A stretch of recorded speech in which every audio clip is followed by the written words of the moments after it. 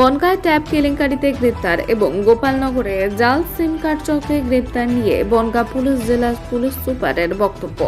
বনগাঁ থানার পুলিশ ট্যাবের টাকা অন্য অ্যাকাউন্টে চলে যাওয়ার অভিযোগে একজনকে গ্রেপ্তার করেছে। এ বিষয়ে পুলিশ সুপার দীনেশ কুমার বলেন, 9 তারিখে বনগাঁর দুটি স্কুলের পক্ষ থেকে অভিযোগ করা হয়েছিল একজন পড়ুয়া ট্যাবের টাকা অন্য অ্যাকাউন্টে চলে গিয়েছে। সেই মামলার তদন্তে নেমে ইসলামপুর থেকে মোহাম্মদ বাহাউদ্দিন নামে একজনকে গ্রেপ্তার করা হয়েছে। তাকে 8 দিনের পুলিশ হেফাজতে নিয়ে তদন্ত চালানো হচ্ছে। তাকে জেরা করে জানার চেষ্টা চলছে এই ঘটনার সঙ্গে আরও কারা যুক্ত আছে।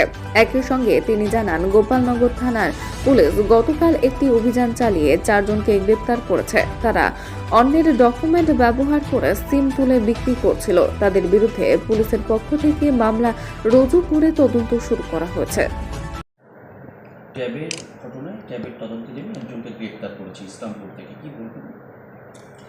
আপনারা জানেন গত 9 নভেম্বর 2024 একটা দুটো স্পেসিফিক কেস বনগাঁও থানাতে রেজিস্টার করা হয়েছিল with regard to this tab যে টাকাটা অন্য অ্যাকাউন্টে ঢুকে যাওয়ার জন্য।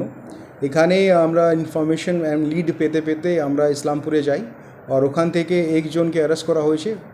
ওনার নাম হচ্ছে মোহাম্মদ বাহাউদ্দিন আর বাদ বাকি ওনার সঙ্গে কারা আরও যুক্ত আছেন ওটা আমরা দেখছি।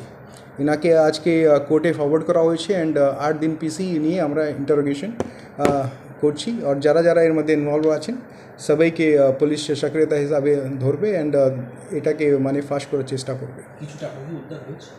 আপাতত উদ্ধারের জন্য ইনভেস্টিগেশন এখন চলছে। এর ছাড়া গোপালনগরে 4 জনকে আমরা কালকে রাত্রি ধরেছিলাম। ওখান থেকে 122টা সিম আমরা যে অ্যাক্টিভেটেড সিম টাইপে আছে ওনারা অন্য লোকজনের নামে অ্যাক্টিভেট করে নিজের কাছে রেখেছিলেন। কেন রেখেছিলেন ওদেরকে অ্যাটাক করা হয়, একটা স্পেসিফিক কেস আমরা ওখানে করেছি। আপনাদেরকে সবাইকে জানাতে আমরা খুবই মানে খুশি আছি কি এই যে zero tolerance for the cyber crime আমরা এখানে বনগাঁ পিডিতে একটা স্পেশাল ড্রাইভ করে চলছে।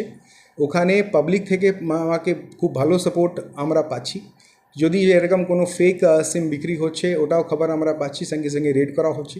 আর যে রেন্টে যে টাকাটা মানে আপনি নিজের অ্যাকাউন্টটাকে রেন্টে দিয়ে আর অন্য লোকজনকে বা ফ্রডস্টারকে দেওয়ার জন্য পাবলিক এখানে খুব সচেতন হয়েছে। এটা আমি আশা করি বনগাঁওবাসী যারা আছেন এটা নিয়ে নিজে সচেতন হবেন। নিজের যতগুলো ব্যাঙ্ক অ্যাকাউন্ট আছে কাউকে রেন্টে দেবেন না। আর যদি এরকম আরও রিপোর্ট যদি আমাদের কাছে করেন আমরা সঠিক ব্যবস্থা নেব। এটা আমরা আপনাকে আমরা আশ্বস্ত করতে পারি। Thank you.